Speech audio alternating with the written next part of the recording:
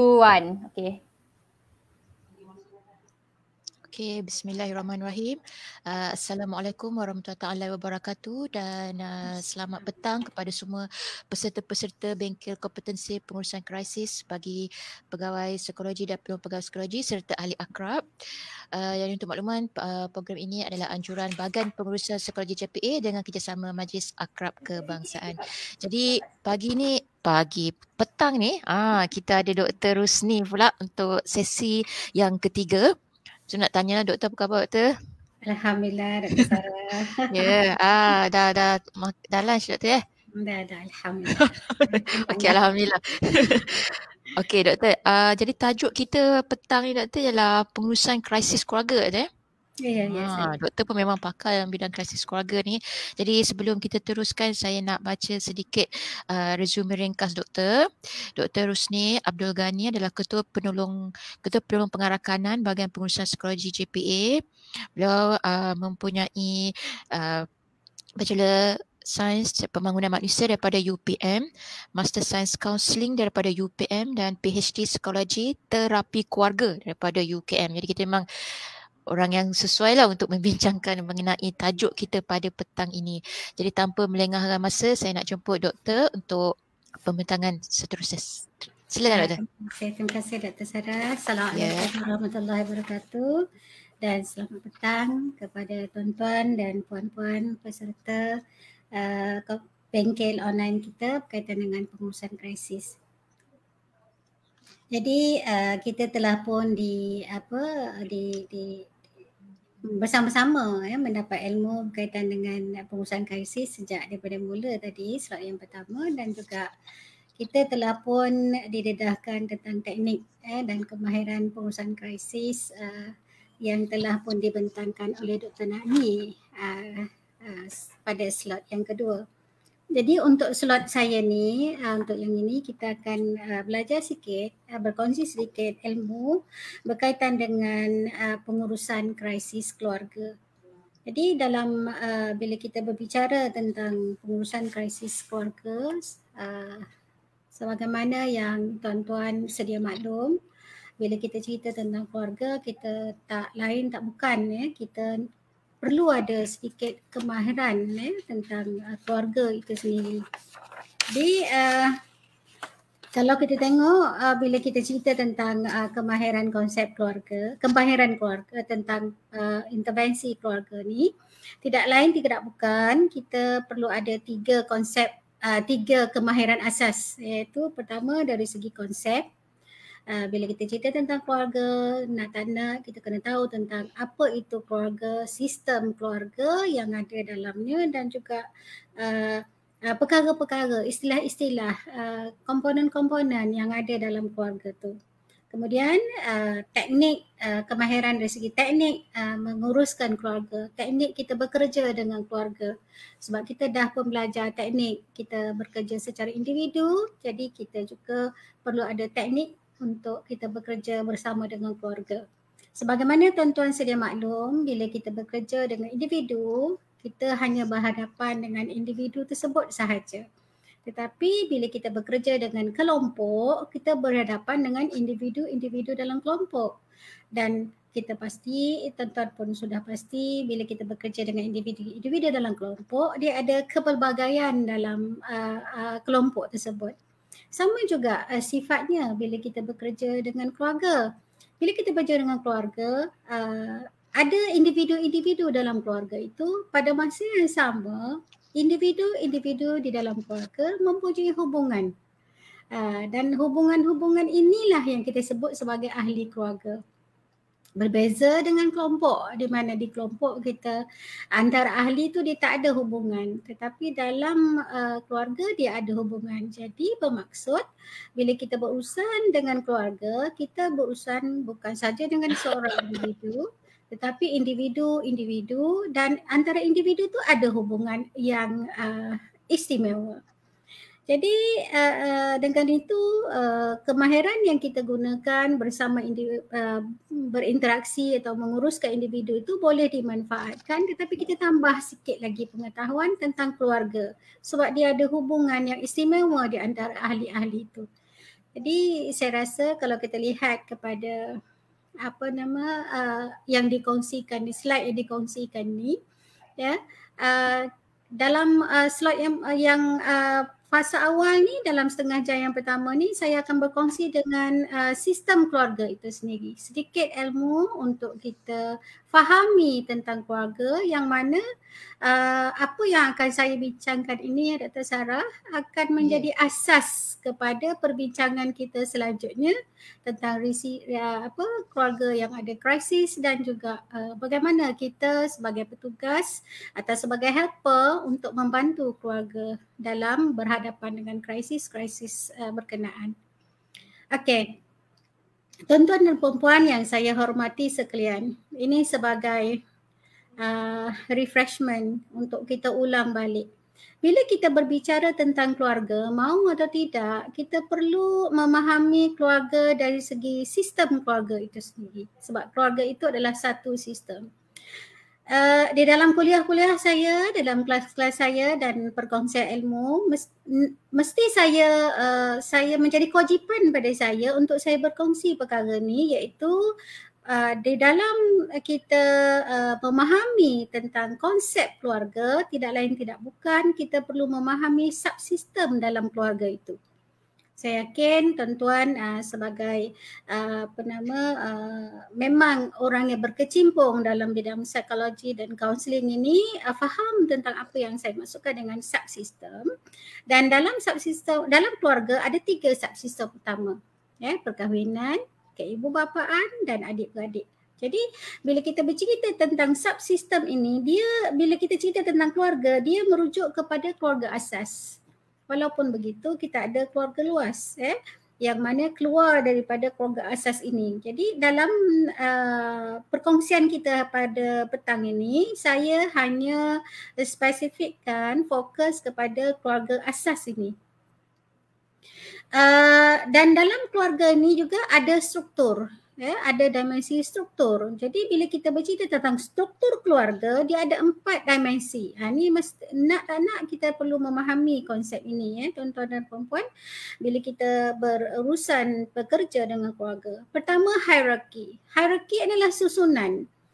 Susunan-susunan yang mana susunan ini dia tak boleh kita tukar sesuka hati. Contoh susunan ini bila kita sebut subsistem perkahwinan. Subsistem perkahwinan di Malaysia, kita ada suami dan ada isteri, ada 2 pihak. Jadi bila kita cerita tentang hierarki, maka siapakah lebih tinggi? Siapa lebih tinggi darjatnya? Suami, isteri. Dan semua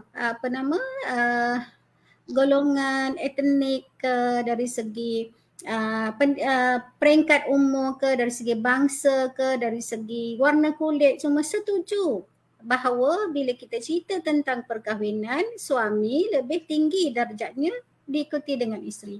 2 darjat ni, dua hierarki ni dah memang kita tetapkan, dia jadi begitu. Jadi suami lebih tinggi darjatnya daripada isteri. Wa ima si suami ni bekerja ke, tak bekerja ke. Wa ima suami ini ada peranan ke, tak ada peranan. Sama ada suami ni berfungsi atau suami yang peripheral. Dia tetap sebagai suami yang darjatnya darjat lebih tinggi daripada isteri.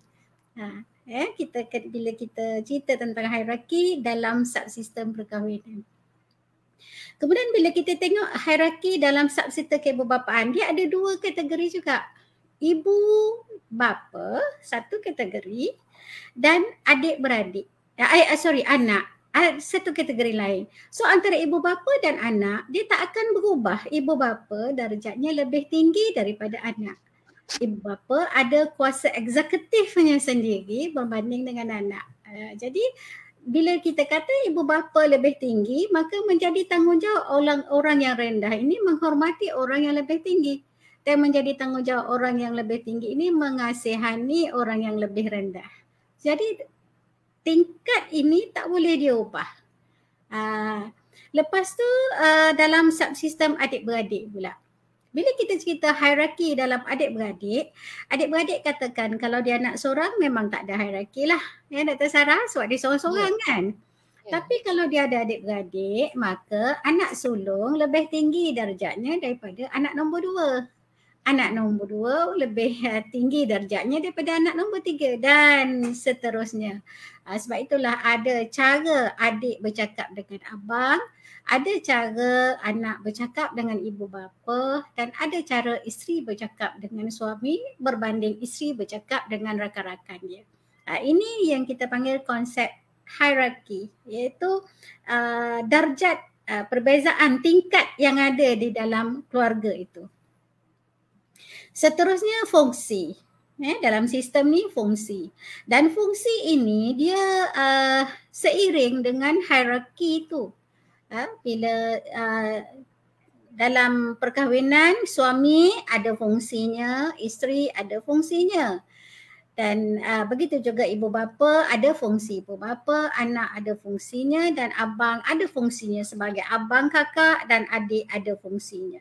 Jadi dia seiring yang ini. Dia datang dengan satu package. Lepas tu peraturan, ya. Dalam keluarga ada peraturan-peraturan dan peraturan-peraturan ini walaupun dia tidak ditulis, ya, macam atau dibukukan, dia ada peraturan yang tersendiri. Contoh peraturan ini katakan setelah makan basuh pinggan masing-masing. Ini peraturan. Dan peraturan ini pula berbeza daripada satu keluarga dengan satu keluarga yang lain. Jadi kalau kita cerita siapa yang menetapkan peraturan ini, okay, itu pun ada beberapa kaedah. Ada keluarga yang jenis dia tidak berstruktur sangat, anak pun boleh menetapkan peraturan. Tapi ada keluarga yang lebih berstruktur, maka peraturan itu ditentukan oleh ibu bapa sebagai yang mempunyai kuasa eksekutif dalam keluarga dan boleh berbincang dengan anak. Ada juga ibu bapa tak bincang. Hitam kata saya hitamlah, putih kata saya putihlah. Jadi peraturan ini juga ditentukan oleh keadaan keluarga itu, dari segi hierarkinya, sebab kadang hierarki ni bila dia dah terbalik, berubah, bertukar, peraturan tu juga akan memberi kesan. Dan ada di dalam struktur ni juga dia ada pola interaksi, Dr. Sarah. So pola interaksi ni merujuk juga kepada peraturan dan juga hierarki. Ada keluarga cara dia bercakap itu, contoh orang Melaka, dia bercakap tu bila dia gunakan perkataan aku tu dia dah jadi rapat dah tu. Dia punya ayat dia, aku kan kak, dia cakap bahasa macam tu. Kau kan kak, dia kata macam tu. Kau kan bang, dia kata kau, aku, engkau tu pada dia boleh terima keadaan itu. Ini cara orang Melaka. Tapi mungkin cara orang lain tak boleh. No, you tak boleh aku engkau dengan adik-beradik. Jadi sistem ini berbeza juga, ya, dari segi pola interaksi ini. Dan satu lagi Dr. Sarah adalah sempadan. Sempadan ini dia berkaitan dengan hubungan. Dia berkaitan dengan hubungan. Ada sempadan yang antara keluarga tu dia fleksibel, dia boleh, adik kadang-kadang boleh tegur abang, abang kadang-kadang boleh tegur adik dan sebagainya. Tapi ada keluarga tak boleh. No, you adik, you tak boleh tegur. Adik tak boleh, kena duduk dengar apa kata kami yang lebih tua ni. Dia tak boleh. Begitu juga ada yang rapat sangat-sangat, yang sampai nak makan apa, bercerita, nak ke sini, dia semua terlampau rapat, pun ada. Jadi perbezaan antara jauh dan dekat, rapat, fleksibel, rigid ini juga bergantung kepada peraturan yang ada dalam keluarga itu. Jadi tuan-tuan dan puan-puan yang saya hormati sekalian, kalau kita tengok secara umumnya bila kita cerita tentang sistem keluarga, tidak boleh tidak, kita perlu lihat dan faham tentang subsistem yang ada dalam keluarga, struktur yang ada dalam keluarga dan sempadan yang ada dalam keluarga. Jadi pada saya, Ini adalah hati bila kita bercerita tentang keluarga, subsistem, struktur, sempadan, ini adalah hati dalam keluarga itu. Jadi bila kita nak bekerja dengan keluarga, 3 perkara ini kita mesti kuasai. Tidak boleh tidak. Kita perlu kuasai 3 perkara ini, iaitu subsistem, struktur dan sempadan. Kerana bila berlaku apa-apa perkara yang boleh memberi kesan kepada keluarga, kita akan kembali kepada hati keluarga ini. Kita kembali kepada subsistem yang ada, kita kembali kepada struktur keluarga yang ada, dan kita kembali kepada sempadan keluarga yang ada. Itu satu perkara, Dr. Sarah, ya? Ya, Doktor. Tadi bercakap mengenai subsistem, struktur dan sempadan. Ada satu soalan berkenaan dengan perkara ni. Ya. Boleh saya teruskan, Doktor? Boleh. Silakan, Doktor. Ya. Ini soalan daripada Encik Ramlan Ramli. Okey. Soalannya, suami lebih tinggi setingkat daripada isteri kerana tanggungjawab nafkah. Sekiranya suami hilang sumber pendapatan sebab pandemik, lalu dianggap oleh isteri sebagai menyusahkan dan hilang kuasa setingkat lebih. Apa pandangan doktor? Okey. Terima kasih dengan soalan tu, Encik Ramlan, ya. Bila kita cerita tentang hierarki, dia adalah satu yang tetap. Suami darjatnya lebih tinggi daripada isteri. Tapi bila kita berbicara tentang punca pendapatan, ia pergi kepada fungsi. Adalah menjadi peranan tanggungjawab suami memberi nafkah kepada isteri dan anak-anak dia. Dan apabila berlaku satu kejadian-kejadian yang di luar daripada kawalan, suami hilang mata pencarian, jadi yang berubah adalah fungsi, bukan hierarki. Boleh faham? Hierarki tetap. Sama ada, saya sebut tadi, sama ada suami itu bertanggungjawab ataupun tidak, sama ada suami itu berperanan ataupun tidak, sama ada suami itu sakit ataupun sihat, suami tetap tinggi darjatnya berbanding daripada isteri. Tapi bila kita bercerita tentang punca pendapatan tadi, itu dah pergi kepada fungsi. Itu kita kena baca dengan cara macam tu supaya jelas. Sebab biasanya klien kita, pasangan, dia bercampur ni antara hierarki, fungsi, peraturan, dia bercampur baur. Jadi kitalah yang bertanggungjawab untuk pisahkan dia kepada seberapa kecil yang mampu supaya klien kita nampak dengan jelas. Hierarki satu perkara, fungsi dan peranan satu perkara. Jadi dalam hal ini hierarki dia tetap. Okey, boleh Dr. Sarah? Ya, betul. Okey. Jelas, Doktor. Okey, boleh saya teruskan, ya? Silakan. Okey, baik, terima kasih. Bila kita seterusnya di dalam keluarga ini, perkara yang kedua yang perlu kita faham adalah perkembangan keluarga. Perkembangan keluarga. Sebab bila kita bekerja dengan keluarga, kita bukan sahaja menilai dari segi sistem keluarga itu, kita juga kena melihat dan menilai dari segi perkembangan keluarga itu. Keluarga ni berada di fasa mana? Sebab cabaran di dalam keluarga ini seiring dengan fasa-fasa itu. Ya. Okey, kalau kita tengok dekat sini, fasa keluarga ni yang pertama adalah permulaan keluarga.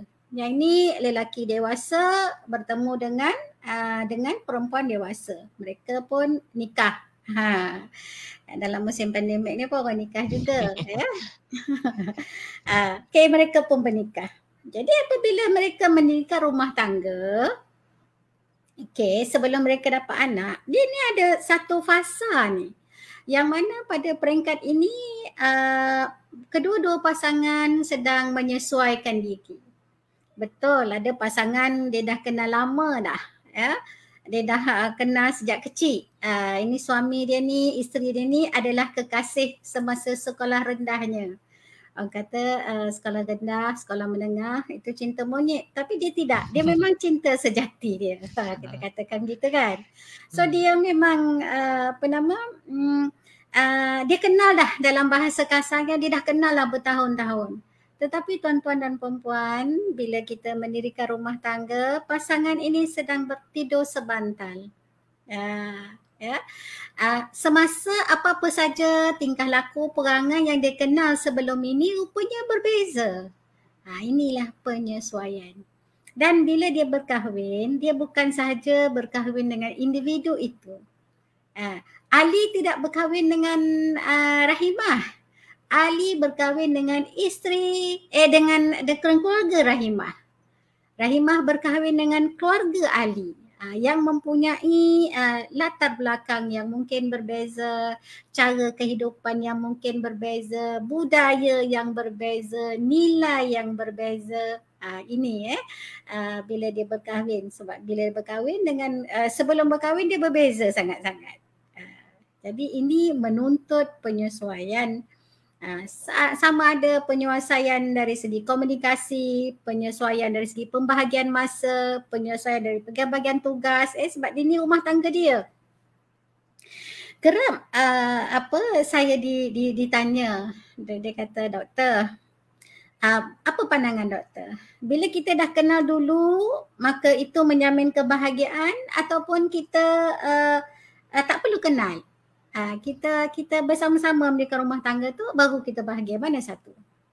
Tuan-tuan dan perempuan yang saya hormati sekalian, bila kita berhubung bercerita tentang perkara ni, pada saya kebahagiaan itu menjadi tanggungjawab kedua pasangan. Sama ada mereka dah kenal atau mereka belum kenal, itu dulu.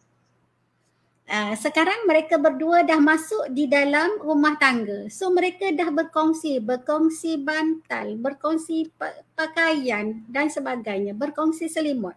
Jadi bila dia berkongsi semua itu, sudah pastilah kebahagiaan, duka, sengsara adalah tertakluk kepada mereka berdua ketika itu.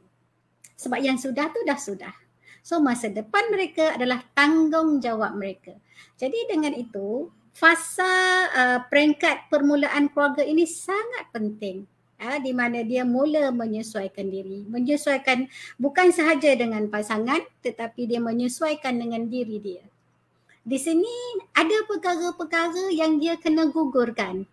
Masa dia bujang, teruna, anak dara. Ada perkara-perkara tu dia kena gugurkan. Ada perkara-perkara lain dia kena tambah. Kalau 1 sampai 5 mungkin dia kena gugurkan 4. Atau dia kena tambah 3. Yang ini sangat subjektif pada individu tu. Bergantung kepada kedua pasangan ini. Ini kita kata pasangan permulaan keluarga. Jadi bila kita berhadapan dengan klien kita yang baru berumah tangga ni, so perkara inilah yang kita tengok. Kita tengok yang ini mesti kita panggil mesti seiring dengan yang sebelah kanan kita tu, sebelah kiri tu, iaitu dari segi subsistem. Kena seiring. So katakan sekarang ni bila dia permulaan keluarga dah ada satu subsistem perkahwinan. Jadi bila subsistem perkahwinan, hierarki tak boleh ubah. Walaupun isteri gaji dia lebih besar daripada suami, dari segi hierarki suami tetap atas, isteri bawah. Sebab suami ni bertanggungjawab keadaan isteri dia. So kalau dia gaji RM100, dia bela isteri dia dengan gaji RM100. Kalau gaji dia RM100,000, maka dia bela, saya guna kata bela ya. Dah petang-petang ni kan nak pergi bahasa ni sangat ngantuk Dr. Sarah ya. Senang faham bela ya. Jadi menjadi tanggungjawab suami untuk menyara isteri dia ni dengan pendapatan RM100,000. Yang itu, isteri tak menjadi tanggungjawab isteri untuk sara suami dia. Tetapi bila dah berlaku nanti itu isu lain. Itu yang kita akan ceritakan lepas ni, Sarah ya. Yes.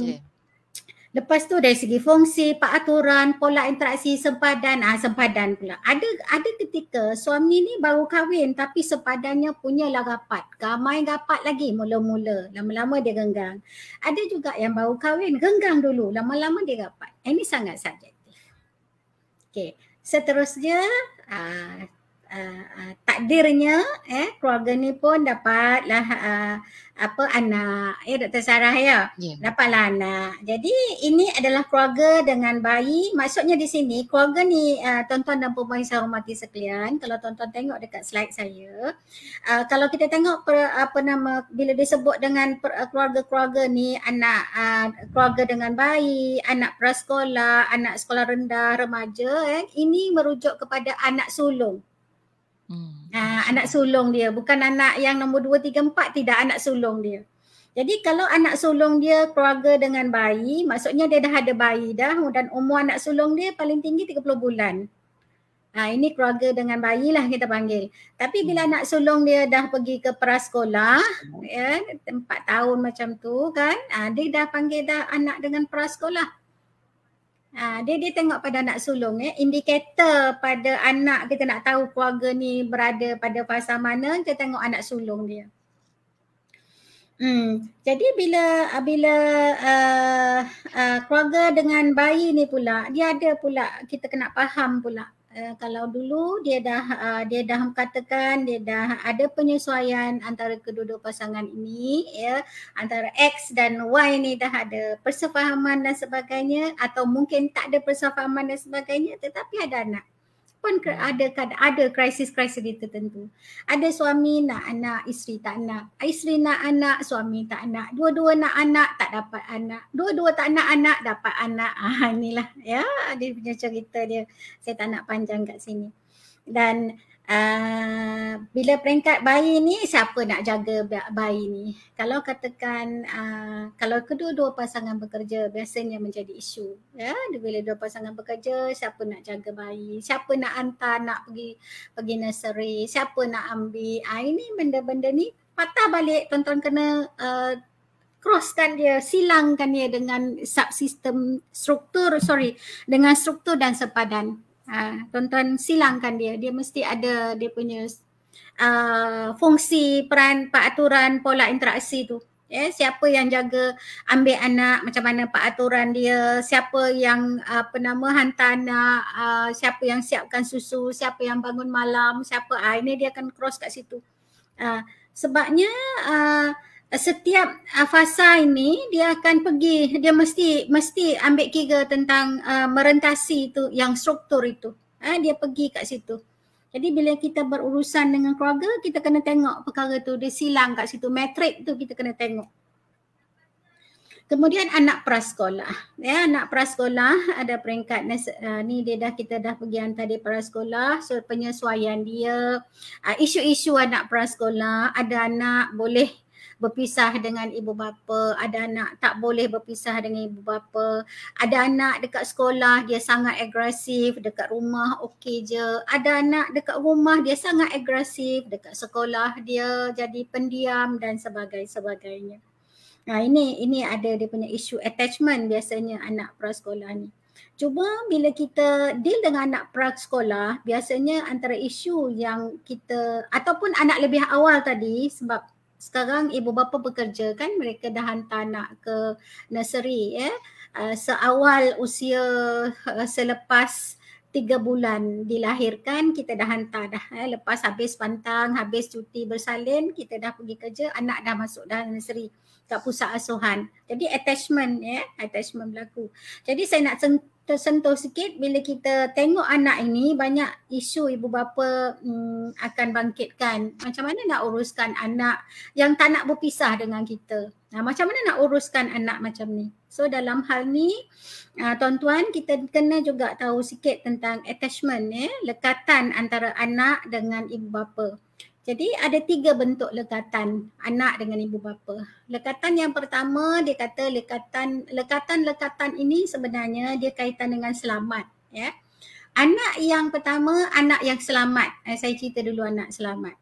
Anak yang selamat ni, tuan-tuan dan puan-puan, bila parent ini ada anak selamat, bermaksud anak dia ni, dia rasa dia nak pergi dengan ibu bapa dia pergi, dia rasa tak nak, dia tinggalkan ibu bapa dia. Suka-suka dia je pergi, suka-suka je dia datang. Dia suka-suka dia. Dia bebas. Rasa dia nak didukung, dia datang merengek suruh ibu bapa dia dukung. Rasa-rasa dia tak nak, ibu bapa dukung pun dia nak lepas. Terutama bila pergi shopping masa bukan pandemik ni kan. Dia pergi shopping, dia berlari sana, berlari sini. Ini adalah ciri-ciri anak selamat. Dia rasa selamat. Ciri yang kedua, anak yang tak rasa tak selamat. Ciri yang kedua dan ketiga adalah anak yang tak selamat. Dia rasa tak selamat. Dia nak cerita dia tak tahu, tapi dia buktikan tanda dia tu kita boleh baca. Macam mana kita tahu anak itu tak selamat? Apabila pertama bila kita dekat, kita tinggalkan dia, dia nangis. Dia tak nak orang lain ambil, dia nak melekat je dengan ibu bapa dia. Dia tak nak orang lain sentuh dia, ini tak selamat. Anak ni tak selamat. Dan lagi satu anak yang ibu bapa pula tak boleh dekati dia. Bila ibu bapa dekat, anak lari. Ini anak tak selamat.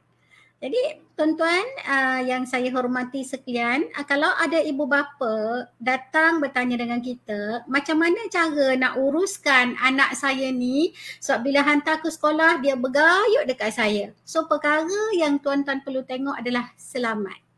Adakah anak ini rasa selamat atau tidak? Jadi sebagaimana saya katakan tadi, tanda anak yang tak selamat, anak tu rasa tak selamat tau. Bukan kita ibu bapa tadi mengancam anak, tak. Anak itu sendiri rasa tak selamat, berarti dia tak nak berenggang dengan ibu bapa dia. Dan anak itu pun rasa tak selamat, bermaksud dia tak nak dekat dengan ibu bapa dia. Jadi anak yang suka-suka hati dia datang jumpa kita, suka-suka hati dia tinggalkan kita, dia adalah anak yang selamat. Ini adalah anak di peringkat prasekolah. Biasanya isu ni ya. Seterusnya anak di peringkat sekolah rendah. Ini anak ini konflik yang dialami setakat ni adalah anak ini dari segi prestasi. So ibu bapa kadang dia lebih serius. Dia nak anak dia 1, 2, 3, 4, 5. Tapi kadang-kadang anak dia tak macam tu, Dr. Sarah. Budak ni ada yang prestasi tinggi, ada dilahirkan dengan satu tahap kecerdasan yang tinggi. Sekali cikgu cakap dia dah boleh tangkap. Tapi ada anak lambat, tak? Tapi ibu bapa dia ada satu standard dia. Dan standard ini kadang-kadang adalah standard ibu bapa. Cuma sebab standard tu dia tak capai, maka dia nak anak dia capai on behalf dia. Ini pun ibu bapa kena jaga-jaga. Sebab ini akan menyebabkan anak ni tertekan. Bila anak ini tidak diterima seadanya dia dan ibu bapa mempunyai harapan yang begitu tinggi, ini akan boleh membantutkan anak. Okay. Dan ini kena bila kita berurusan dengan ibu bapa ni, kita tengoklah anak dia dekat mana. Okay. Seterusnya anak di peringkat remaja. Anak di peringkat remaja di awal 12 tahun. Ni dah masuk alam remaja. Ya.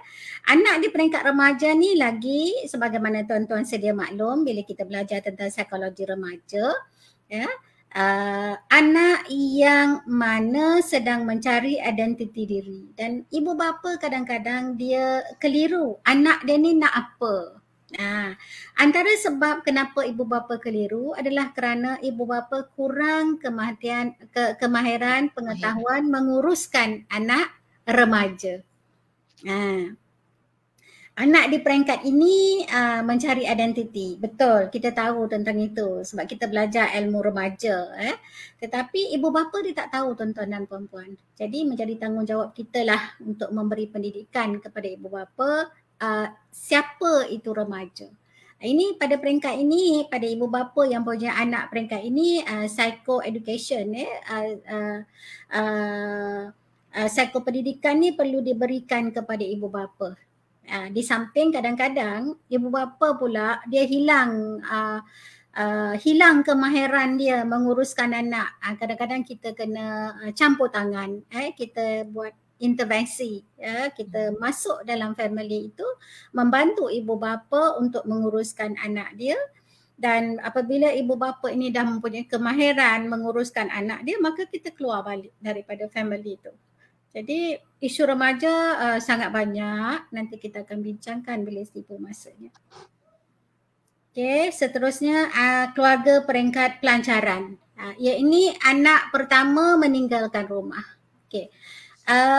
bila kita kata anak pertama meninggalkan rumah, di peringkat di zaman sekarang, zaman generasi alpha ni, anak kita lebih awal sebenarnya tinggalkan rumah. Di mana dia dah pergi masuk asrama. Jadi bila dia masuk asrama, berarti dia lebih awal lah keluarga tu, pelancaran itu berlaku. Di mana pada peringkat ni kita kata empty nest, sarang tu dah mula kosong. Dia boleh sarang tu, dah anak-anak semua dah keluar, jadi sarang tu dah kosong dah seorang.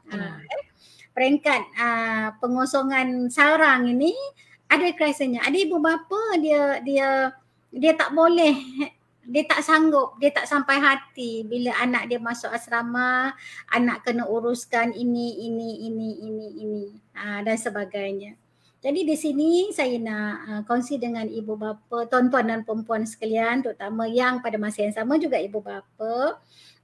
Apa sahaja bentuk kemahiran kendiri, pengurusan kendiri, anak kita perlulah dilatih sebab setelah umur 10 tahun sepatutnya dia telah boleh menguruskan diri dia.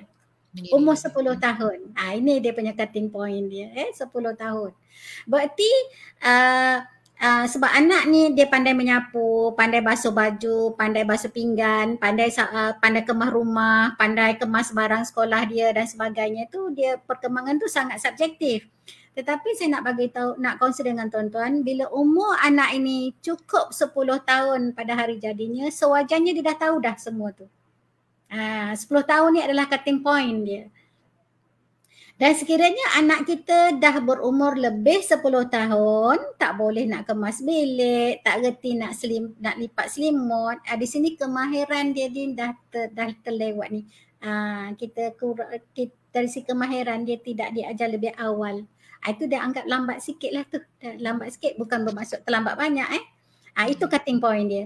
Kalau ditanya setakat umur berapakah kita nak tahu anak ini boleh menguruskan diri, basuh baju dia, basuh pinggan dia, basuh kasut dia, kemas bilik dia dan sebagainya, serta membantu ibu bapa menguruskan rumah tangga sebesikit, umur 10 tahun adalah sempadannya.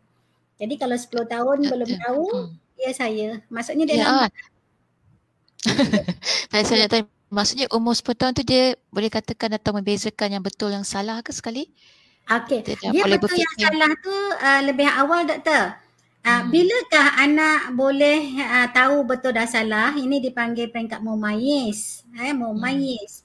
Peringkat mumayyiz anak betul salah ialah bila anak dah boleh beza tangan kanan dengan tangan kiri. Bila kita kata mana tangan kanan, dia pun angkat. Tangan kiri mana, dia pun angkat.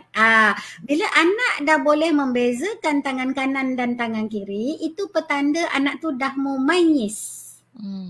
Dia dah boleh beza. Jadi semakin awal anak tu boleh beza tangan kanan dan tangan kiri, maka semakin awal lah kita dedahkan mana yang baik, mana yang tidak. Doktor, ada satu soalan doktor yang pasal standard tadi tu. Ada yang tanya apa maksud standard ibu bapa? Macam doktor tadi sebut ekspektasi, betul tak? Dia tanya apa maksud standard ibu bapa tu? Yang mana tu doktor? Tadi doktor ada sebut kata setiap parents dia ada standard pada anak dia. Okey. Standard ni ditentukan oleh ibu bapa itu. Contohnya katakan, ada ibu bapa mengharapkan anak dia yang umur 8 tahun dah boleh buat decision making. Dah boleh buat keputusan. Lalu dia pun kata, okey kakak dah umur 8 tahun. Jadi kakak dah tahu mana baik, mana tidak. Kakak buatlah keputusan sendiri. Itu maksudnya. Ada ibu bapa pula, 10 tahun ni mana boleh tentukan, tak boleh sebab dia 10 tahun ni perlu dibimbing lagi. Ini maksud saya standard. Ibu bapa mempunyai standardnya yang tersendiri. Dan standard ini bergantung kepada beberapa faktor. Satu, faktor pendidikan yang dia terima, pembesaran yang dia terima, pengalaman dia. Ini akan mempengaruhi dia membentuk standardnya yang tersendiri. Itu maksudnya. Okey. Itu tadi soalan daripada Puan Nita Ali tadi. Dia tanya itu tadilah pasal standard tu. Kemudian ada satu lagi soalan doktor ya. Soalan ni daripada Encik Muhammad Zuhilmi. Dia tanya bagaimana pula kalau ada haruan makan anak? Bagaimana sistem struktur dalam keluarga tersebut? Soalan Okey. macam tu. Okey, kepada saudara apa Zulhelmi. Okey. Ah, Haruan makan anak adalah krisis. Boleh tak hmm. yang tu saya cerita Jawab dekat kemudian. krisis nanti? Ya, Sekarang saya nak cerita ilmunya dulu tentang family. okey. Boleh? Boleh. Okey. Kemudian tadi pun ada soalan berkaitan krisis juga, nanti saya akan tanya kemudian doktor ya. Okey, baik. Alright. Silakan doktor. Sikit je, lepas slide ni kan slide krisis tu. Sebab saya ambil sebagaimana awal saya kata, nak tak nak kita nak kena faham sebab kita nak membantu keluarga, so kita kena faham konsep ini. Paling tidak lah ya. Okay. Lepas tu keluarga remaja, kemudian tu peringkat pelancaran saya dah sebut. Bila dia anak mula keluar menguruskan diri, kadang-kadang ibu bapa ni runsing. Adakah anak dia mampu atau tidak. Jadi tuan-tuan dan perempuan, sebagaimana saya sebut tadi, 10 tahun adalah sempadan untuk kita ukur anak kita ni dah capai tahap dia tidak. Sewajarnya pada peringkat perkembangan anak-anak, umur 10 tahun ni adalah umur dia telah pun boleh dipertanggungjawabkan. Ini bagi anak yang sihat. Bagi anak yang tak sihat saya kata ni maksudnya tak sihat dari segi kematangan mental dia. Yang itu lain. Kadang-kadang umur 12 tahun dia punya mental, keupayaan mental dia tidak seiring. So macam mana kita nak tahu mental dia seiring ke tidak? Kita boleh nampak perbezaan yang ketara. Kalau kita nampak dia memang agak kurang, ada defisit sikit dekat mental, kita boleh rujuk ke hospital. Doktor boleh sahkan ada tak anak kita ni mengalami masalah dari segi perkembangan dia. Yang tu kita kena rujuk kepada hospital untuk dapat pengesahan. Tetapi bagi kalau kita tak nampak perbezaan yang ketara, umur 10 tahun adalah umur anak kita boleh menguruskan diri dia sendiri. Jadi sewajarnya isu anak di peringkat pelancaran, anak keluar rumah ni boleh ke tak boleh dia menguruskan diri dia, sepatutnya perkara tu tak timbul dah. Jadi inilah yang perlu kita bagi tahu kepada parents. Okay. Dan seterusnya keluarga pertengahan umur, iaitu di peringkat persaraan. Maksudnya siapa keluarga-keluarga ni? Maksudnya tu yang tadi permulaan tu. Permulaan keluarga tadi, sekarang ni umur dia dah dekat bersara 60 tahun.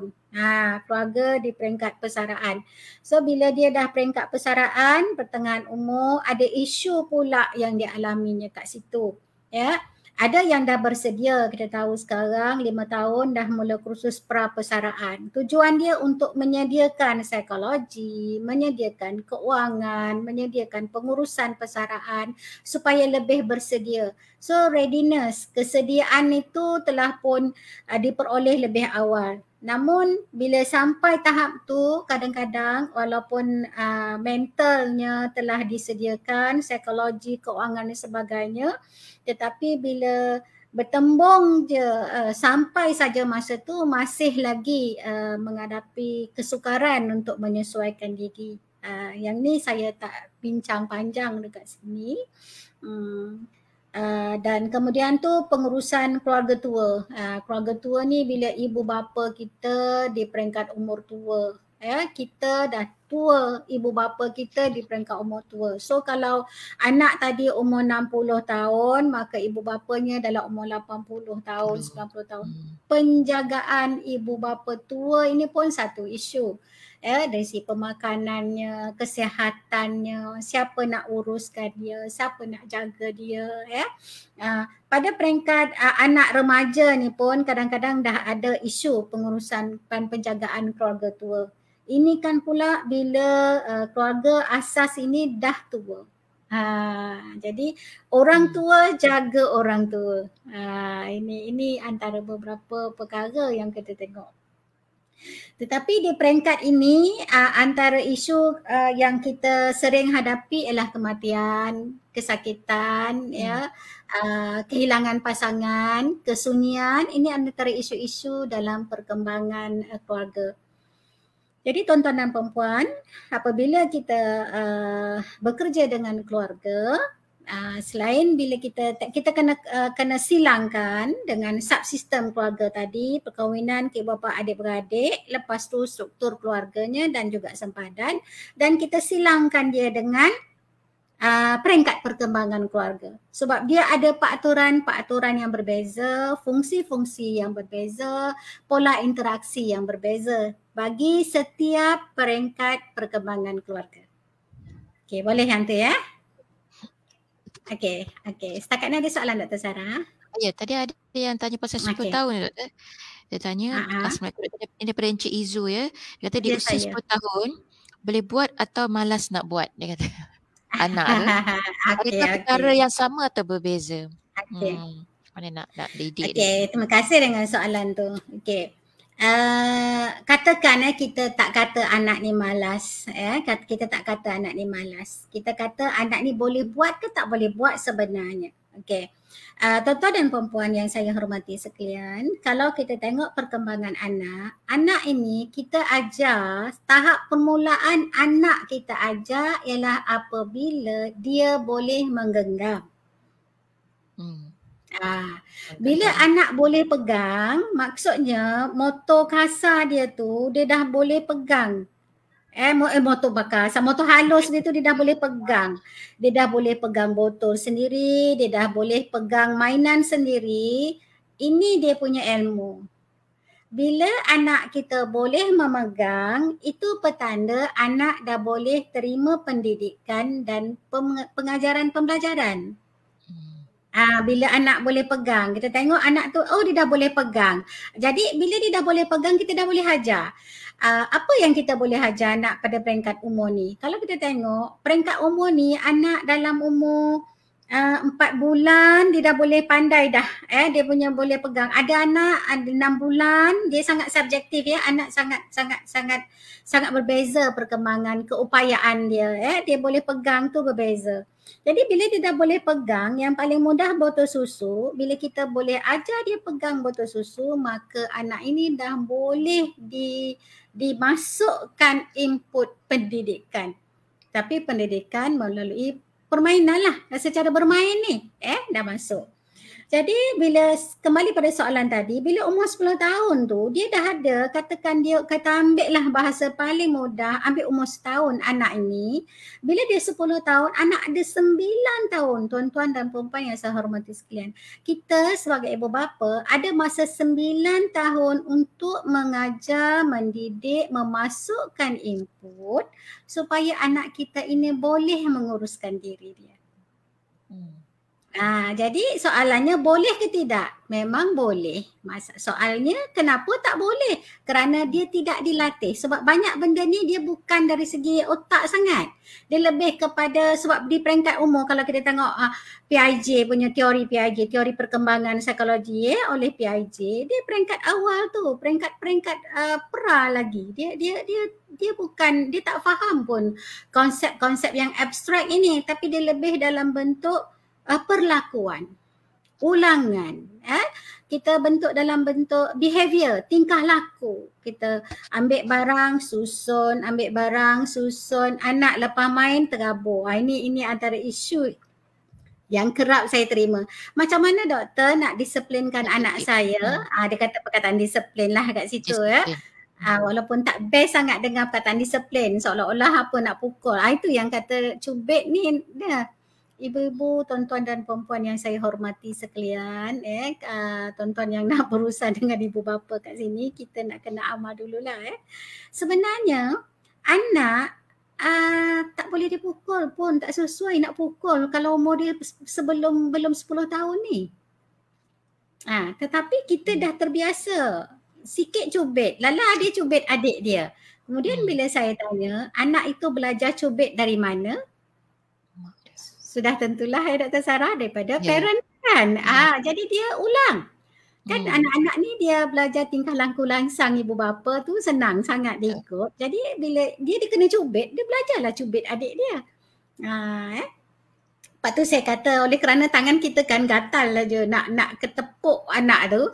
So daripada kita nak tepuk anak, why not? Daripada tangan kita nak tepuk dia tu, kita gosok, kita peluk, kita cium. Sebab tangan kita ni rasa macam tak boleh nak bergerak aja kan. Jadi kita olah. Daripada menyakitkan anak dengan peluk dia, belai dia, gosok dia, dakap dan sebagainya. Jadi persoalan tadi saya rasa terjawab bukan Ya. soal boleh tak boleh soalnya adakah dia dididik sejak itu dalam proses itu perkembangan tu dilalui ke tidak.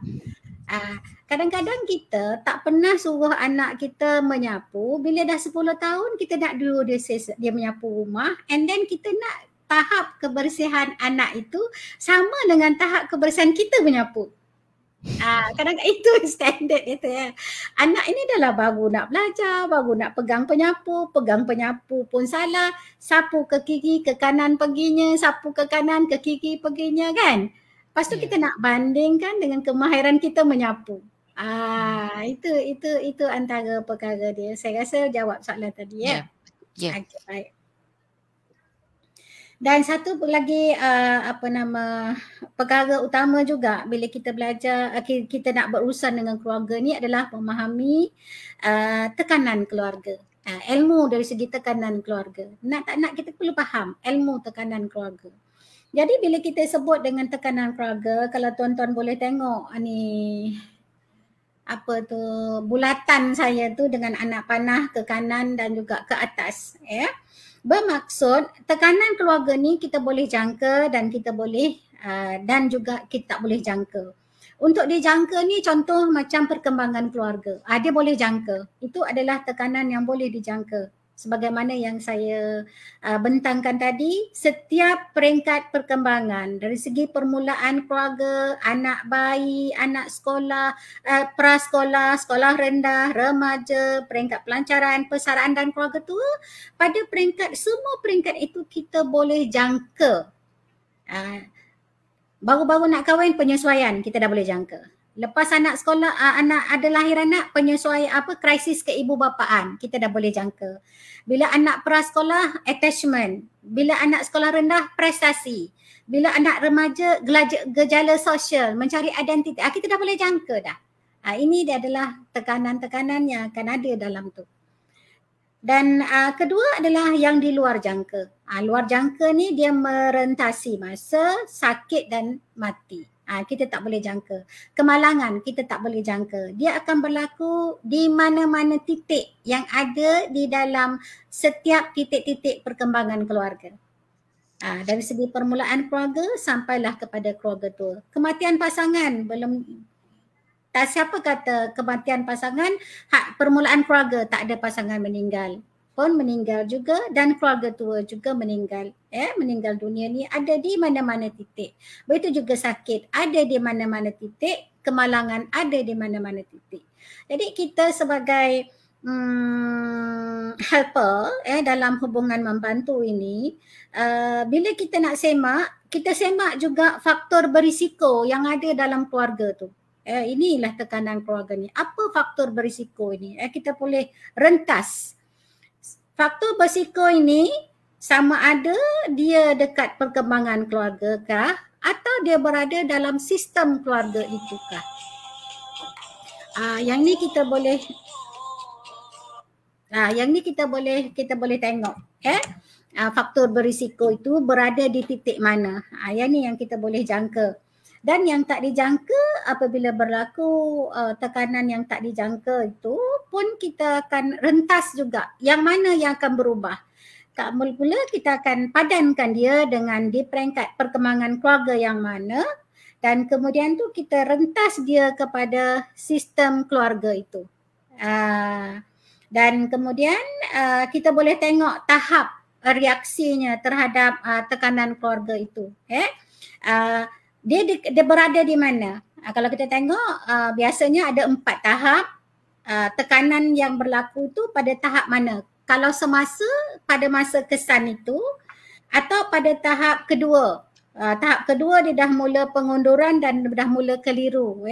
Dia dah confuse ni apa jadi kemalangan dan sebagainya. Atau di tahap 3 dia dah mula fokus balik kepada permasalahan yang sedang dihadapi dan dia dah mula mencari jalan penyelesaian atau tahap keempat dia dah mula adaptasi, dah boleh menyesuaikan diri dia dengan tekanan keluarga tu. Jadi bila kita berhubung dengan berinteraksi, bekerja dengan keluarga, mau tak mau ketiga-tiga perkara utama yang saya bentangkan ini perlu kita fahami. dari segi konsepnya dan dari segi teknik dan interpersonalnya. Ya. Okey. Boleh kita teruskan untuk selanjutnya. Ada soalan ke? Ada satu soalan doktor. Banyak sebenarnya soalan doktor, tapi yang mungkin menarik juga soalan ni. Doktor pilihlah doktor. Ya, soalan banyak doktor. Dia kata, bentar ya. Adakah boleh diterima pakai bila mana penyataan sebagai parents kena masuk dunia anak-anak generasi sekarang, kita kena jadi kawan dia dalam masa yang sama kita guide as parent? Okey. Tuan-tuan dan perempuan dan tuan-tuan yang bertanya, adakah sebagai parent kita perlu masuk ke dunia kanak-kanak? Dia tak kira sama ada kita zaman dulu ke zaman sekarang. Once kita jadi parent, memang kita kena faham dunia kanak-kanak. Bahasa mudah senang, mengikut hadis yang kita tengok, Allahumma salli tentang pendidikan anak-anak. Sayyidina Ali, Sayyidina Umar, saya tak ingat ni. Anak itu, pendidikan anak kita bagi pada 4 tahap. 7 tahun yang pertama kita bermain, kita sayang-sayang dia, main-main dengan dia. 7 tahun yang kedua kita didik-didik dia. 7 tahun yang ketiga kita buat kawan dengan dia. 7 tahun yang keempat kita lepaskan dia. Apa maksud kalau dalam dari segi ilmu parenting? Maksudnya bukanlah bermaksud pada peringkat 7 tahun yang pertama bila disebut bermain tu maksudnya tidak ada ilmu pendidikan. Ilmu pendidikan, disiplin dah masuk.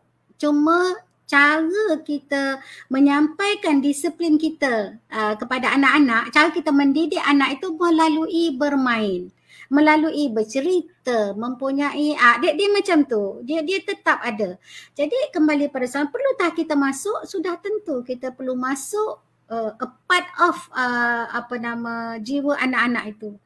Dia kadang-kadang tuan-tuan dan perempuan yang saya hormati sekalian, ada parent kita ni dia tak boleh masuk. Dia tak boleh masuk. Dia tak faham sebab dia dewasa, dia tak boleh nak turunkan sedarjat dengan anak dia. Dia tak boleh turun sebab memang bukan keupayaan dia. Jadi dalam hal ini dia ada pelbagai kaedah dalam mendidik anak. Ini pada mereka yang tak boleh menunjukkan rasa sayang. Dia tak pandai. Ada orang tak pandai, Dr. Sarah. Yeah. Ada orang pandai. Macam psikologi, kaunselor saya rasa memang dia orang pandai. Kita ni memang pandai.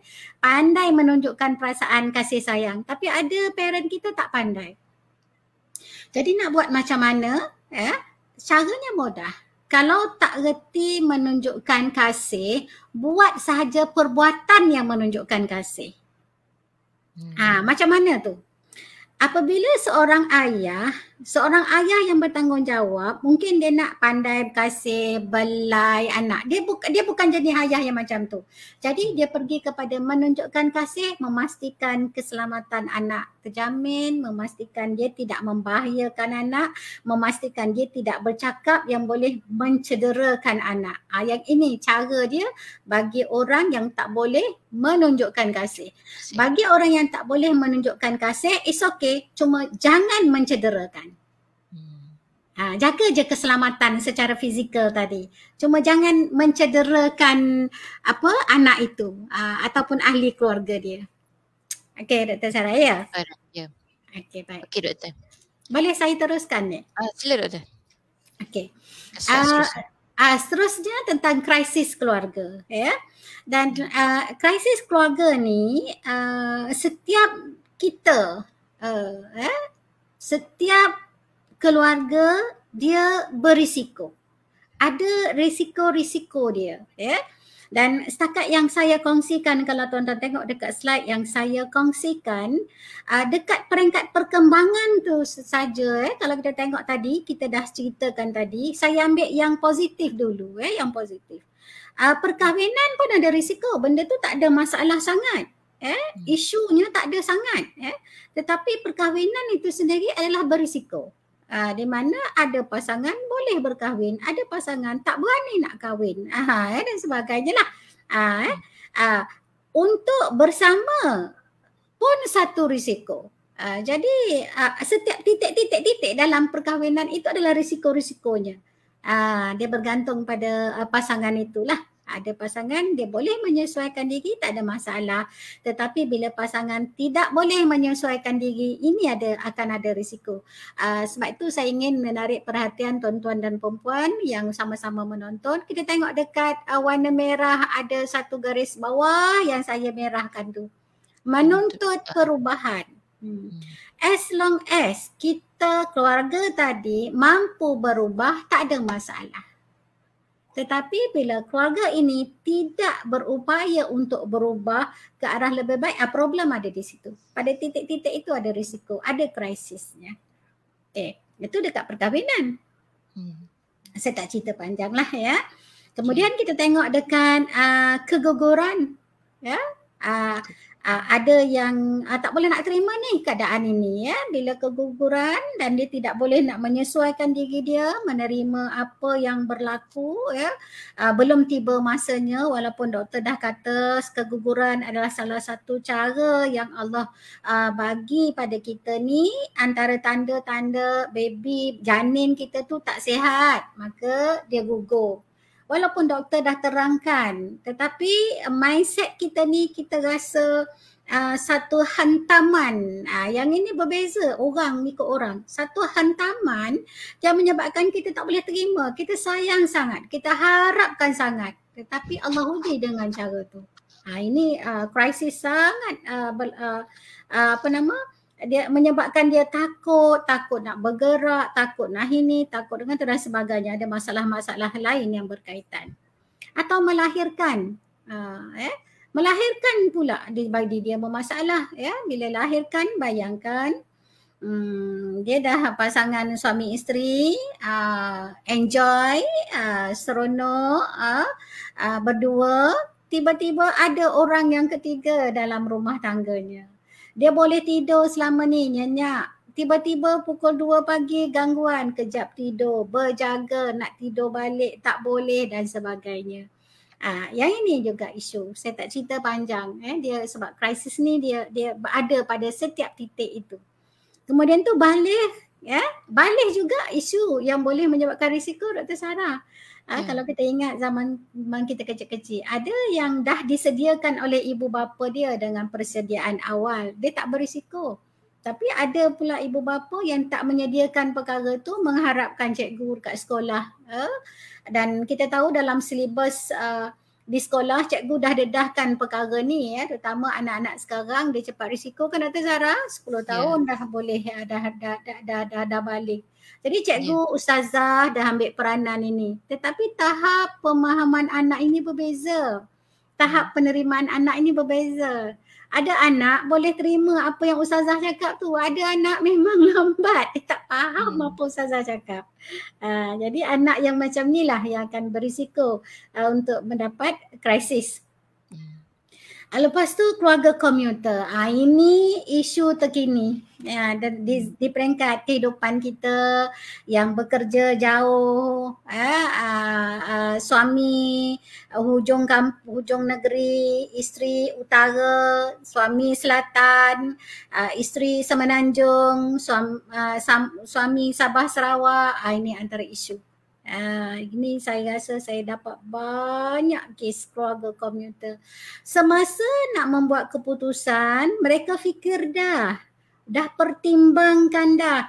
Dari segi makan, minum macam mana, pengurusan anak macam mana, dia dah pertimbangkan semua.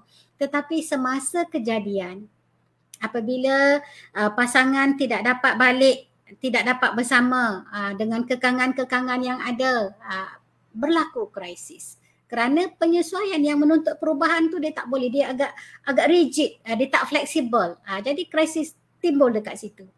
Walaupun dia dah tahu dah bila menjadi keluarga komuter ni dia terpisah oleh sempadan geografi dan sebagainya.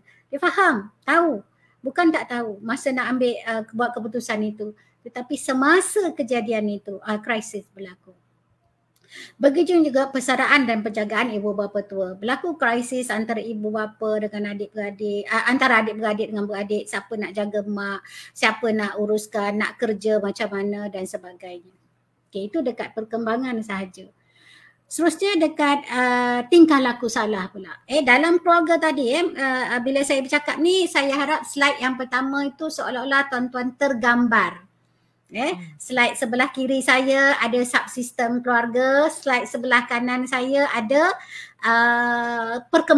tahap perkembangan keluarga, dan slide dekat bawah tu ada tekanan keluarga. So bila saya cerita tentang tingkah laku salah ni, dia akan ada tu tergambar dekat slide tadi tu, dia seolah overlap dekat slide yang ni, di mana tingkah laku salah ini ada di mana-mana titik juga. Sama ada tak ibu bapa itu yang salah, anak dia yang salah.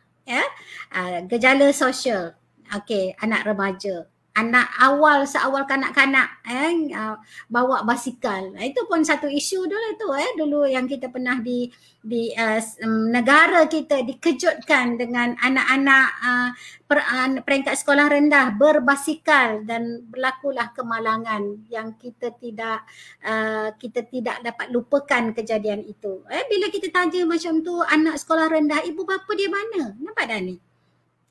Di sini peraturannya, fungsi peranannya, ini dah kelangkibut. Hierarki pun dah berubah. Contoh hierarki saya ambil ni. Apabila anak melakukan terlibat dengan gejala sosial. Saya ambil anak remaja terlibat dengan gejala sosial. Bagaimana peringkat anak-anak? Tentu ibu bapanya di mana peranan ibu bapa? Katakan ibu bapa dah didik betul-betul dah dan sebagainya, anak masih melakukan gejala sosial. Bagaimana dengan hierarki? Sepatutnya bila ibu bapa dekat atas, anak dekat bawah, sebab dia anak, yang ni ibu bapa kan.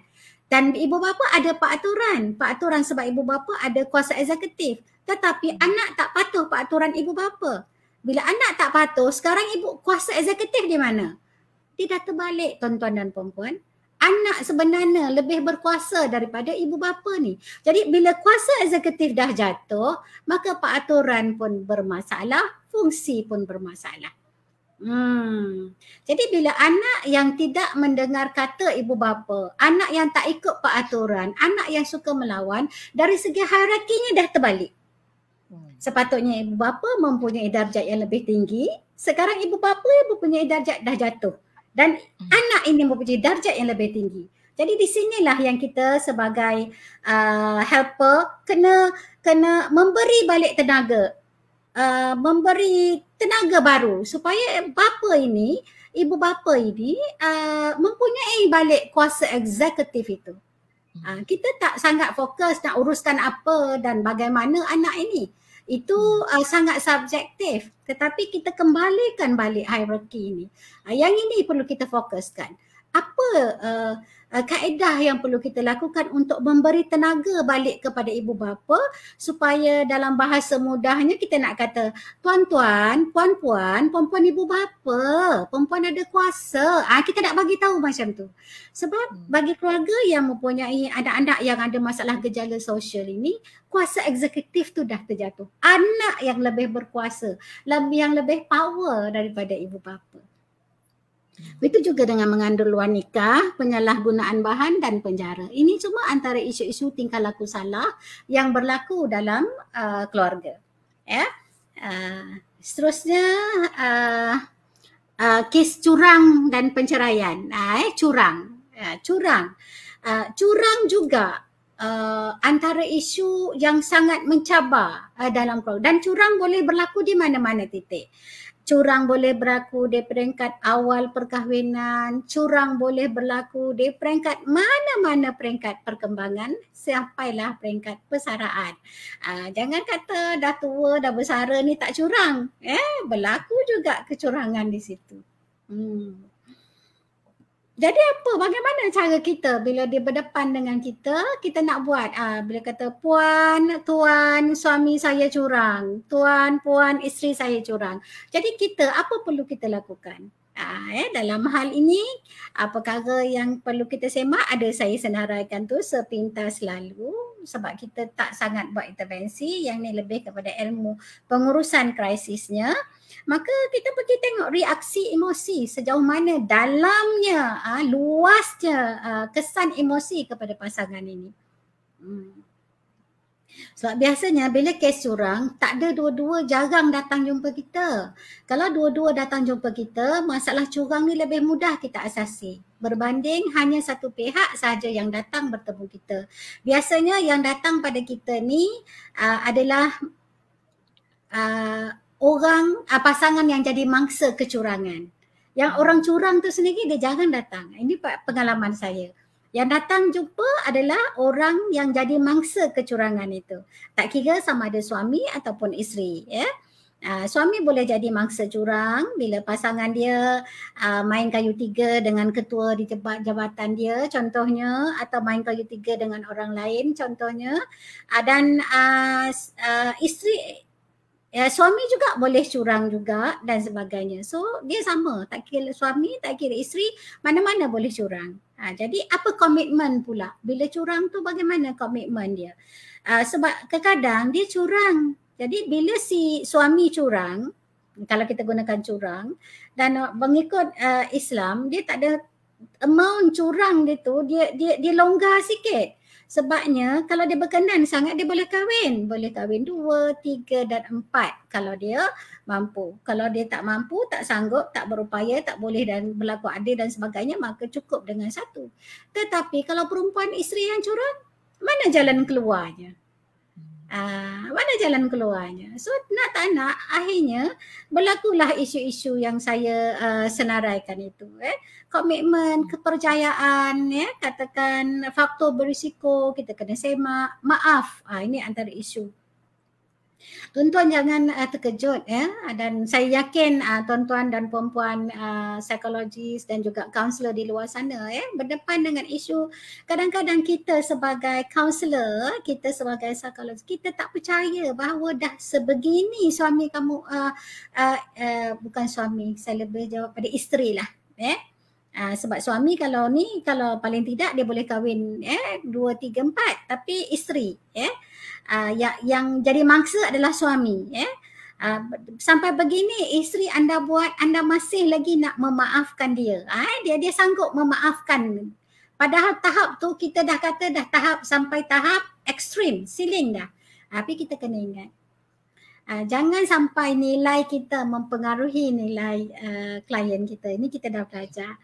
Yang nak bertanggungjawab dia, masalah-masalah dia, kita hanya sebagai pemudah cara. Ini kena jaga-jaga. Kadang-kadang perkara ni kena tengok juga. Kadang-kadang ada unsur-unsur counter transference datang macam ni. Kalau transference saja boleh juga, counter transference jadi masalah. Ini kena jaga. Kalau rasa kita ada isu itu, maka kita yakin, saya yakin, tuan-tuan pun faham, jangan ambil kes yang macam ni. Rawat dulu diri. Kalau diri dah dirawat, okey, baru boleh ambil kes. Kalau rasanya diri belum dirawat lagi, jangan ambil kes-kes ini. Saya yakin tuan-tuan arif tentang limitasi kita dan ekspektasi. Apa yang diharapkan oleh kedua-dua pasangan ini. Sebab ada je sampai ke peringkat ekstrim. Kita rasa otak kita ni tak boleh maafkan, tetapi pasangan memilih untuk saling memaafkan. Maka kita hormati keputusan dia. Dr. Sarah, kalau ada soalan tanya Dr. Sarah ya. Doktor, ada beberapa soalan berkenaan dengan gadget, Doktor. Okey, sila. Anak-anak. Bagaimana nak mengawal anak-anak supaya tidak terlalu membuang masa dengan gadget. Perubahan zaman sekarang kan yang anak-anak lebih banyak di media sosial. Jadi bagaimana nak mengawal? Nak kawal dia. Okey. Ini dari segi kemahiran keibubapaan lah. Ini bukan kemahiran intervensi ya. Kemahiran keibubapaan, tuan-tuan dan puan-puan yang saya hormati sekalian, bila anak kita kini terlibat dengan gadget, langkah yang pertama kita nilai dulu di mana level aras keterlibatan dia, kebergantungan dia dengan gadget itu. Kita tengok, kita buat sedikit penilaian. Pertama, cuba tuan-tuan ambil handphone ataupun gadget dia okey ke tak? Kalau dia okey, dia tidak bergantung dengan gadget. Kalau dia tak, ada tanda kebergantungan. Yang kedua, cuba kita tutup line. Kita tutup line tu. Kalau dia pakai line lah, kita tengok macam mana dia. Adakah dia jadi resah, dia jadi tak boleh nak fokus kepada kehidupan tanpa gadget. Kalau tak boleh fokus, maka dia kebergantungan dia tinggi. Dan lepas kita tarik pun dia ada terkesan, kita tutup line pun dia terkesan, dan lepas tu kita tengok dari segi kesan psikologi dia, sosial dia dengan kawan-kawan yang lain, kita tengok. Jadi bila kita tengok memang dah sah dah anak ini kebergantungan tinggi dengan gadget. Soalan tu kepada tuan-tuan yang tanya, sudah pastilah tuan-tuan ibu bapanya, bukan tuan-tuan yang terlibat dengan gadget. So saya pecahkan kepada dua. Sebab cara kita yang terlibat dengan gadget dengan cara kita menguruskan anak dua berbeza yang berbeza. Cara yang pertama adalah dapatkan balik kuasa eksekutif tuan-tuan. Ingat masa saya sentuh ni saya pergi kepada sistem tadi. Sebagai ibu bapa, tuan-tuan mempunyai kuasa eksekutif untuk menentukan peraturan itu. Tetapi bila tuan-tuan buat satu peraturan, anak tidak hormati, bermaksud tuan-tuan punya kuasa eksekutif telah tercabar. Cari balik tenaga supaya kuasa eksekutif ini milik tuan-tuan. Itu yang pertama. Yang kedua, betulkan balik peraturan.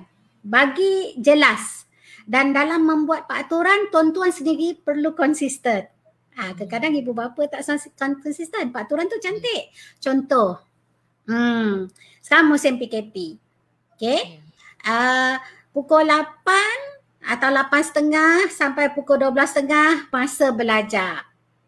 12.30 sampai pukul 2.30 bebas gadget. Maksud bebas gadget ni anak boleh pakai gadget lah, atau bebas gadget, bebas gadget maksudnya anak salah. Bebas gadget bermaksud anak tak boleh pakai gadget, tapi masa pukul 12.30 hingga pukul 2.30 anak boleh pakai gadget dan ibu bapa boleh bagi gadget itu pada anak.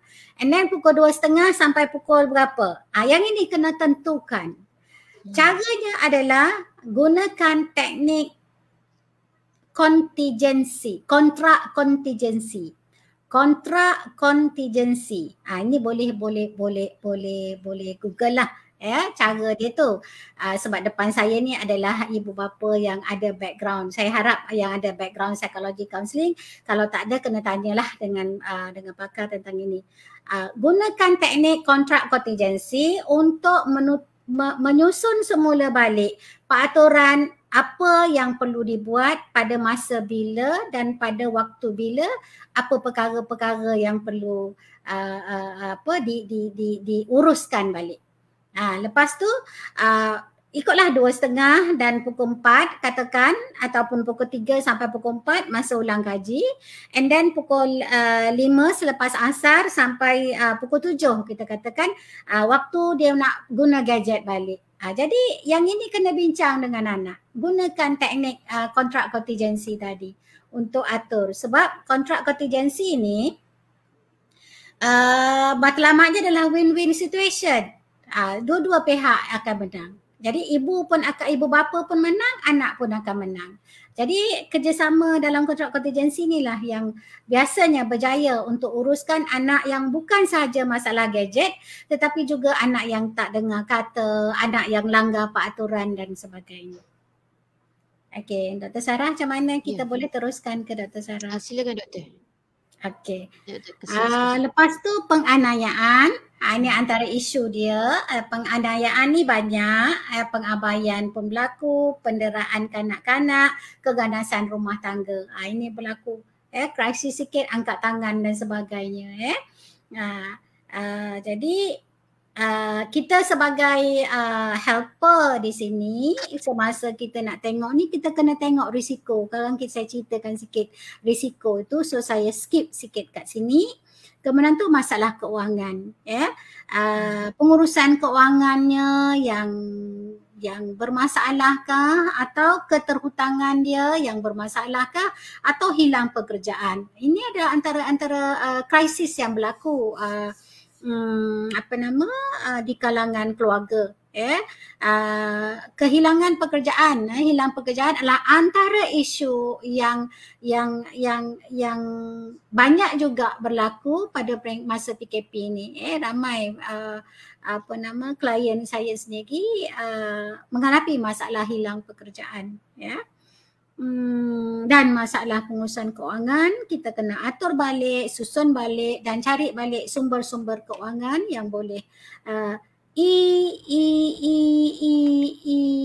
e-dagang, e-dagang, jual beli menggunakan maya, elektronik, yang ini boleh ditingkatkan. Itu salah satu cara untuk menguruskan balik, mendapatkan balik mata pencarian. Dan akhir sekali adalah masalah kesihatan, kemalangan dan kematian. Masalah kesihatan terutama yang bagi ahli keluarga yang ada masalah mental, ada masalah kesihatan fizikal, yang ini agak tercabar sikit dari segi penjagaan dan juga rawatan. Yang ini kita kena uruskan, dan saya yakin kalau tuan-tuan dan puan-puan tahu yang ni kena satu pembelajaran yang lebih mendalam, nak uruskan ahli keluarga yang ada skizofrenik macam mana, nak uruskan ahli keluarga yang murung macam mana, yang anxiety macam mana, ahli keluarga yang kemalangan macam mana, yang ada kanser macam mana dan sebagainya, ya. Dan kematian untuk menguruskan kehilangan dan juga kepiluan, yang ni pun ada kaedah-kaedah. Tapi yang saya nak ceritakan di slide ini adalah antara krisis keluarga. Kalau kita bekerja dengan keluarga, inilah antara perkara-perkara yang perlu kita mahirkan, kita fahamkan, kita cari pengetahuan dan juga cari kemahiran untuk membantu mereka. Okey, Dr. Sarah. Ya, okey. Okey, so boleh ke slide yang terakhir? Boleh Doktor, sila Doktor. Slide penilaian keseluruhan.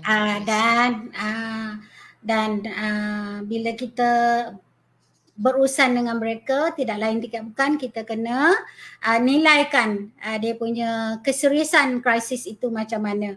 Okay, pertama kita tengok keluarga kita ni yang kita berdepan dengan mereka ni sekarang, kita nilaikan dia, mereka ni terkawal ke tidak.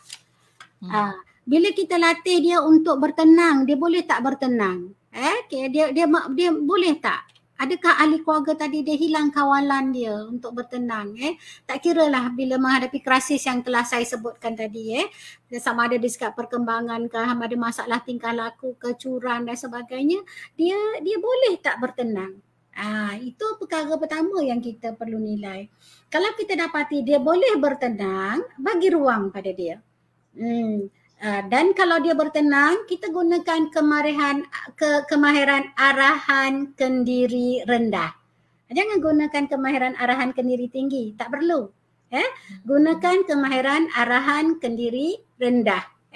Biasa sebab ahli keluarga kita ni mampu, masih lagi mampu menguruskan dan mengawal situasi krisis tersebut. Jadi jangan gunakan arahan kendiri tinggi kalau dia ahli keluarga boleh mengawal keadaan. Yang kedua, kita tengok risiko. Ahli keluarga tadi ni boleh tak dia ikut arahan? Dia boleh ikut arahan ke tidak? Tadi terkawal ke tidak? Sekarang dia boleh ikut arahan ke tidak? Kalau dia tak boleh ikut arahan, maka di sini kita gunakan kemahiran arahan kendiri tinggi. Kemahiran arahan kendiri tinggi. 1, 2, 3, 4. Macam supervisor, macam penyelia. Buat ini, buat itu. 1, 2, 3, 4, 5. Kena tengok. Contoh katakan, ada seorang ahli keluarga dia pegang something. Kita pun tengok dia pegang something tu apa. Katakan dia pegang tu ada darah keluar. Contohlah kan. Kita pun tanya akses dengan ahli keluarga lain, apa yang dia pegang tu? Oh, dia pegang tu kaca, katakan kaca. Okey, kaca. Kita pun akses Dia boleh tak bila kita kata nak bertenang tadi, dia boleh tak bertenang? Kita kata apa nama untuk kaca tu tadi boleh tak dia lepaskan, atau bila kita nak dapatkan kat dia makin genggam kuat. Jadi kita assess. Kalau dia kaca tu, setakat kaca dia pegang kuat, tangan dia je luka, dia tak membahayakan nyawa dia. Jadi kalau saat tu kita tengok, kalau katakan dia tak membahayakan, so kita gunakan arahan kendali tinggi. Pegang-pegang lah. Pegang aman, dia tak bahaya pun kalau dia setakat kaca. Jadi kita kena tengok keadaan tu. Yang ketiga, keselamatan. Adakah kemungkinan keselamatan ahli keluarga dia terancam? Kita tengok keselamatan dia terancam ke tidak. Kalau kaca yang saya katakan tadi tak terancam. Tapi kalau dia pegang tu benda lain, janganlah kita pula pergi dengan kita nanti pergi ke tempat. Bahaya. Jadi kita kena tengok. Ada perkara kita boleh bantu, ada perkara tak boleh. Kalau tak boleh, maka kita panggil pihak yang bertanggungjawab.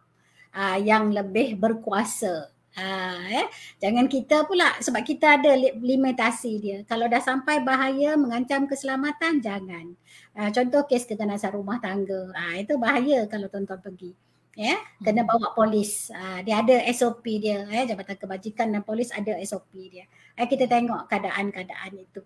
Jadi inilah tanggungjawab kita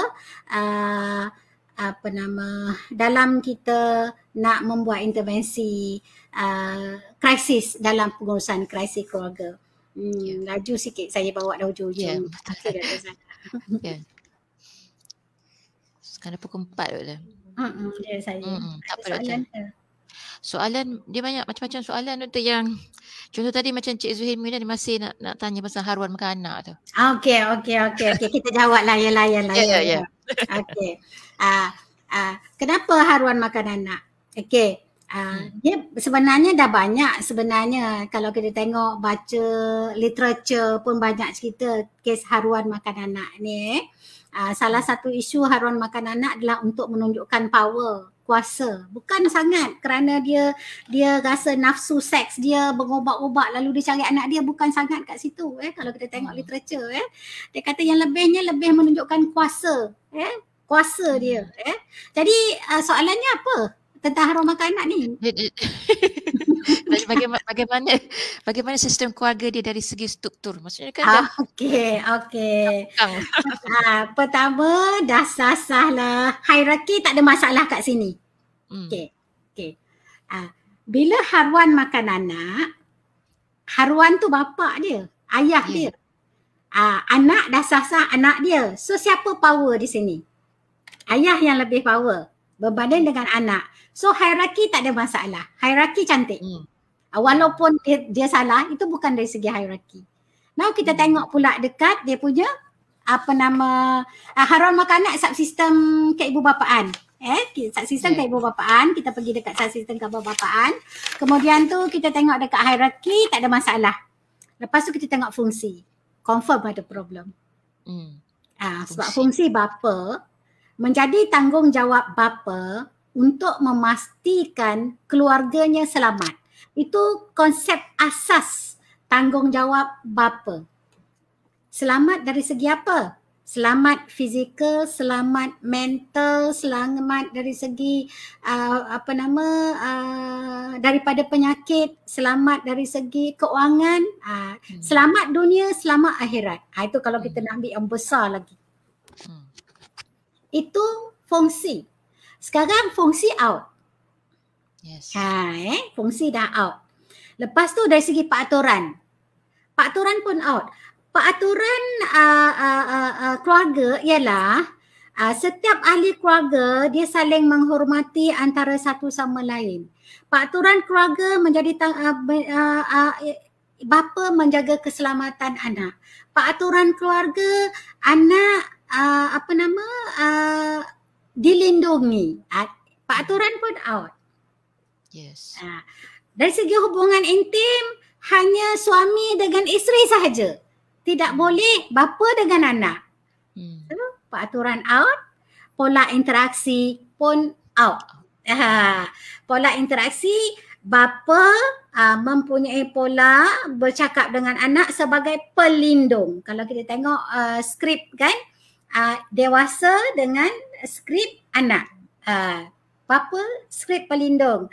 Kamu macam mana, keadaan kamu macam mana, ini macam tu. Dia jadi pengawal, dia pelindung, dia penyelia, ini bapa punya. Tapi bila bapa sendiri dah membahayakan anak, skrip yang lain. Skripnya kita tahu, okey kamu sebagai anak kena layan ayah. Ini skrip haruan makan anak. Kamu kena ingin ayah, kamu kena buat macam ni dengan ayah, kamu kena skripnya dah berbeza. Daripada skrip antara pasangan dengan pasangan, suami dengan isteri, sekarang jadi skrip yang sama digunakan untuk anak dia. Bapa merayu pada anak dia atau bapa memaksa anak dia dan sebagainya.